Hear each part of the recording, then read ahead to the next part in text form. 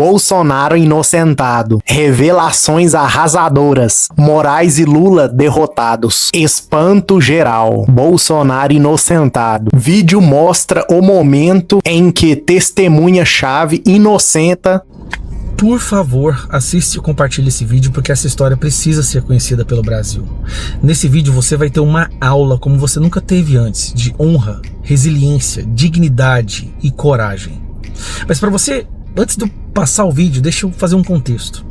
Imagine que durante 6 meses você ficou preso. Nesses 6 meses você passou 10 dias em uma caixa escura, sem luz, sem janela, sem contato com o mundo exterior, sem poder falar com a sua família, sendo torturado. E tudo que você precisaria fazer para acabar com isso imediatamente seria delatar, culpar, jogar um crime inexistente a uma pessoa inocente.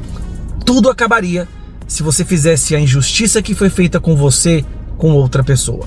Você aguentaria? Olha, eu sinceramente, até eu me pergunto, será que eu aguentaria? Pois essa pessoa aguentou isso. E hoje ela passou o dia, pela primeira vez em 2 anos, falando. Ela foi censurada durante 2 anos, ela não pôde dar entrevista, não pôde sair para lugar nenhum, ela não pôde usar suas redes sociais, era proibido que uma foto dessa pessoa fosse divulgada, uma foto. Hoje foi a primeira vez que ela falou, que ela pôde ser ouvida. Então eu te peço, por esses 2 anos, por esse sofrimento dessa pessoa, compartilhe esse vídeo. Assiste agora. Concedesse o consentimento para... E por que você não delatou? Porque não havia o que delatar. Não havia o que delatar. Primeiro, não havia o que delatar porque eu não tomei contato com esses fatos. Eu não conhecia, para mim são totalmente estranhos ao meu conhecimento, reuniões, discussões. E segundo, porque tudo que eu testemunhei naquele período, tudo que eu testemunhei, por exemplo, nas conversas que eu tive com o presidente Jair Bolsonaro, foi um homem preocupado com o país, um homem que estava preocupado com o que podia acontecer diante daquela situação, preocupado inclusive com a ebulição social que poderia vir da forma como as coisas estavam ocorrendo naquele momento. Eu me recordo, inclusive, que o presidente, expressando como, preocupação, ele se lembrou do seguinte fato: em 2014, a presidente Dilma Rousseff é reeleita e uma semana depois tem início as manifestações que acabam no impeachment dela.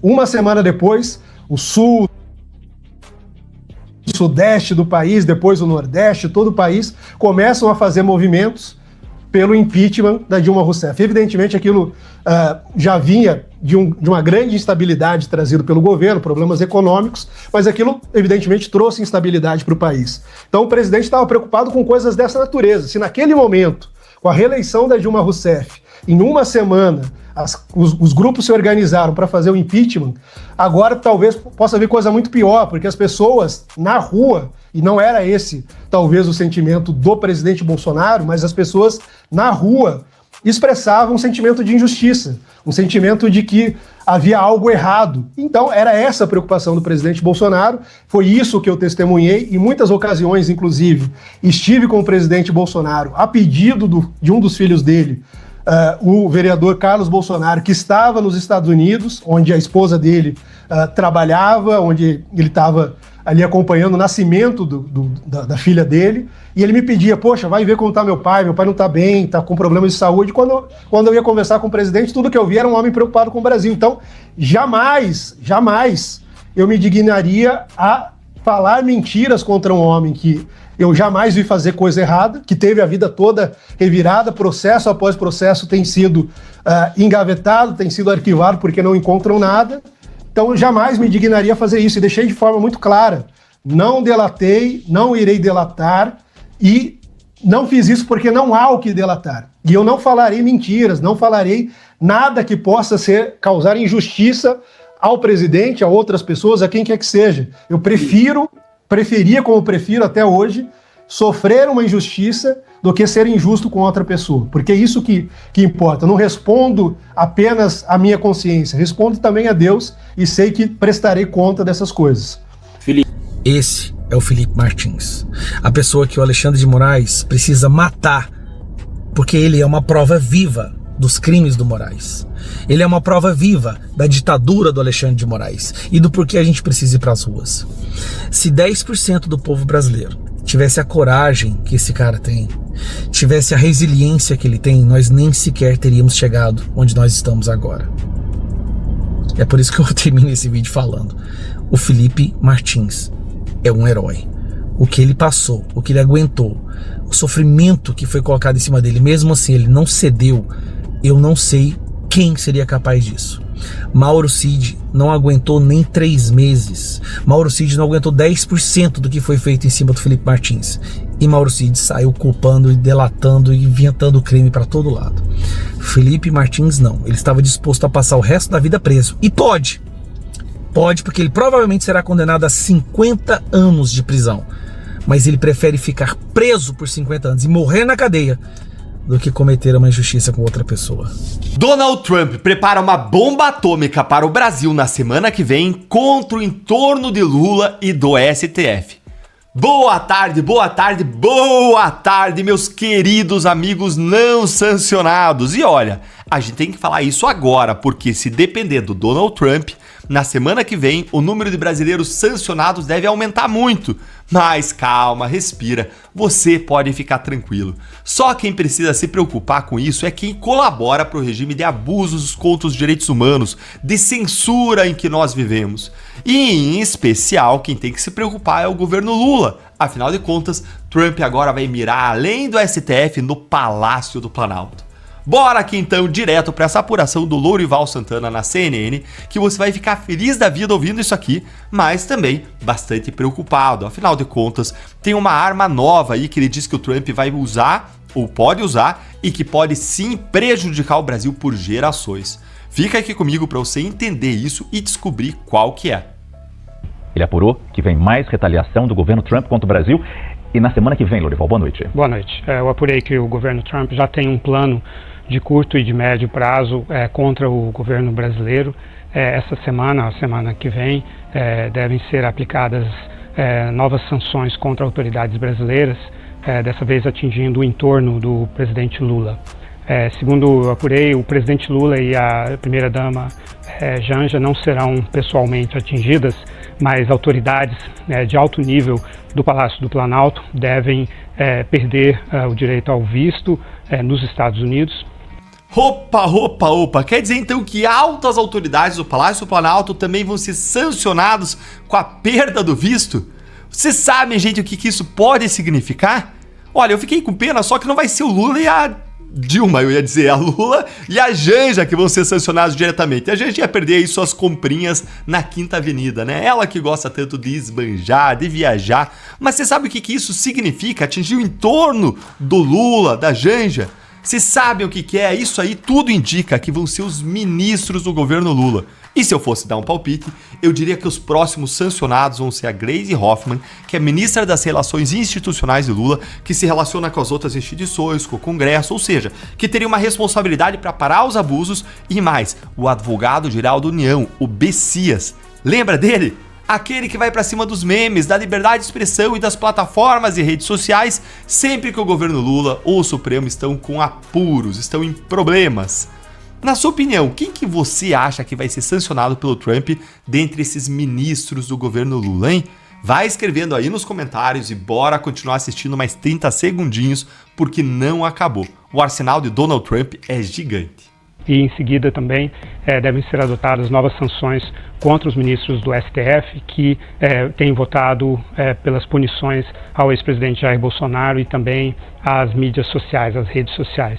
Essas punições devem seguir já o cardápio da Lei Magnitsky, que prevê então sanções econômicas e financeiras contra os ministros do STF, de maneira que os eventuais bens que eles tenham nos Estados Unidos sejam congelados, e também sanções secundárias, que seriam punições contra instituições, entidades e empresas que façam negócios com os ministros, com esses ministros do STF. Então, olha, eu mostrei isso aqui para vocês em uma análise aqui no canal. Bancos brasileiros já estão consultando escritórios de advocacia e autoridades americanas para saber como aplicar a Lei Magnitsky aqui no Brasil. Porque ou eles aplicam a lei Magnitsky contra os ministros do STF, ou então eles vão sofrer sanções secundárias do governo americano e eles perdem simplesmente o acesso ao sistema financeiro americano e mundial, o que é praticamente uma sentença de morte, de falência para qualquer banco. Mostrei isso num vídeo de ontem, vem assistir aqui no canal, vou deixar aí para você também na tela e nos comentários. E bora seguir mais 30 segundinhos que agora vem uma novidade. Então, haveria uma tentativa de bloqueio do acesso desses ministros a serviços bancários e outros tipos de serviços proporcionados por empresas que, por sua vez, têm negócios com os Estados Unidos. Esse plano prevê, talvez num prazo um pouco mais estendido, talvez no médio prazo, o descredenciamento da embaixadora Maria Luísa Viotti Ribeiro em Washington e, na prática, a expulsão dela dos Estados Unidos, levando então a um rompimento diplomático com o Brasil. Gente, isso aqui é uma grande novidade que a gente ainda não tinha ouvido falar. A expulsão da embaixadora brasileira de Washington, a Maria Luísa Viotti, aquela que estava até pouco tempo aí de férias, no meio da crise do tarifaço, e ela estava de férias. E teve que interromper depois as férias por conta dessa crise. Isso aqui, gente, é gigante. Seria a primeira vez que os Estados Unidos romperiam relações diplomáticas com o Brasil em mais de 200 anos de amizade entre os dois países. O que seria absurdo, uma vergonha, uma mácula na história do nosso país. E a troco de quê, gente? Por conta de quem? Por conta de Alexandre de Moraes e seus abusos? A gente merece essa mancha na nossa história? A gente merece romper relações com a maior democracia do mundo para proteger um juiz abusivo como Alexandre de Moraes? É inacreditável. É tudo culpa de Moraes e de Lula. Isso vai afetar o Brasil por gerações. Bora assistir aqui que tem mais. É praticamente uma declaração de guerra, uma explicitação de declaração de guerra comercial, mas quando você expulsa um embaixador, isso é muito grave. Vai além. Sim, a motivação Muito é totalmente política, não está no âmbito comercial.